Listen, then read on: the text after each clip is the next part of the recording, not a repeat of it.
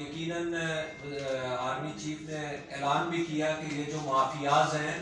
اب ہم ان کو جیسے ڈالر کو ہم نے ریکویسٹ کی تھی کہ جیسے آپ نے ڈالر کو کنٹرول کیا اسی طرح کھاد مافیا کو، اسی طرح شوگر مل مافیا اور دیگر مافیاز کو بھی کنٹرول کیا جائے گا۔ اس میں ہوگا، ہم انفیکٹ جو آج اپنی ریکمنڈیشن دے رہے ہیں اس کے اندر ہم مینشن کر رہے ہیں اگر آج کی ہماری اس کنورسیشن کے ذریعے کسی کی بھی کوئی گریوینس ہے تو ہمارے سے رابطہ کریں، ہمیں بتائیں ان کی کتنی پیمنٹ، ہم یہ ساری انشاءاللہ لکھ کے بھیجیں گے اور امید کرتے ہیں کہ یہ تو وہ فوری حل ہونے والا کام ہے، تو یہ انشاءاللہ فوری حل ہوگا شوگر مل کے جو معاملات۔ ڈاکٹر صاحب یہ بتائیں کہ سپریم کورٹ کا بھی فیصلہ جو بجلی کے حوالے سے تھا، اس سے فیول بینس اور دوسرے جو ایشوز تھے اس میں سپریم کورٹ کا بھی فیصلے ہیں، تو پھر اس کو کس طرح کر کے آپ دیکھتے ہیں؟ اب دیکھیں یہ جو کمیٹیز فارم کی جاتی ہیں اسی لیے ہوتا ہے تاکہ موقع پہ احکامات اس لیے جاری نہیں ہوتے کہ کوئی ایسی چیز کا حکم نہ ہو جائے جو قانون کے خلاف ہے، یا جب یہ کمیٹی فارم ہوگی تو آبویسلی وہ سپریم کورٹ کے جو فیصلے ہیں ان کو سامنے رکھے گی اور اس کے اوپر انشاءاللہ، مگر وہ میں سمجھتا ہوں کہ فیصلے ایسے نہیں ہیں،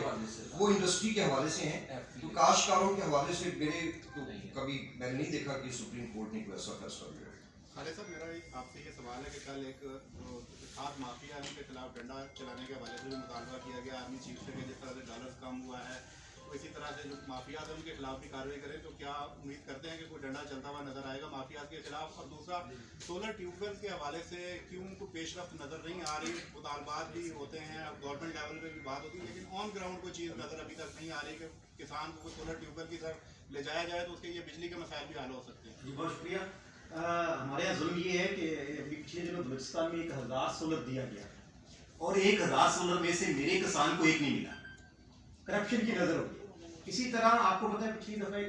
انہوں نے کہا تھا کہ سولر پہ ہم 30% ہم دیں گے، 60% کسان دے، لیکن آج تک اس پہ کوئی عمل درآمد نہیں ہوا۔ اسی لیے ہم آج پر امید اس لیے کر رہے ہیں کہ جس طرح آرمی چیف صاحب اور پرائم منسٹر نے ہمیں سنا اور ہم سے یہ وعدے پہلے بھی ہوئے، لیکن اب ہمیں امید ہے کہ اب جو وعدے کیے گئے انشاءاللہ وہ پورے ہوں گے، اور خاص طور اس ملک کو اگر آپ نے بچانا ہے تو آپ کو پتہ ہے بجلی آپ کی اتنی مہنگی ہے، نہری نظام کا جو بالکل خاتمہ ہو گیا ہے، اب میرے کسان نے سولر سے ہی اپنا ٹیوب ویل چلا کے اپنی فصل کو تیار کر لیا۔ اچھا بھٹ صاحب ایک یہ بات بتائیں کہ پنجاب میں تو کھاد ایکسٹرا دی گئی تھی، تو کیا وجہ کسانوں کو کیوں نہیں ملتی رہی؟ سر جی ایک تو جو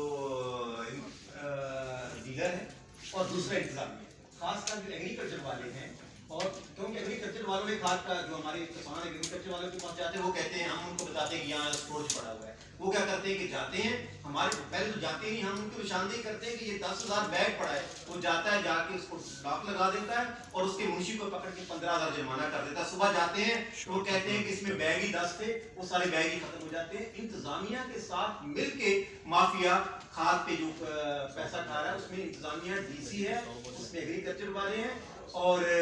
وہ جو ڈیلر والے ہیں۔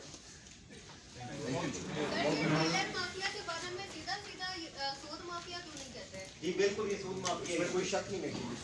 Thank you ma'am. بہت شکریہ۔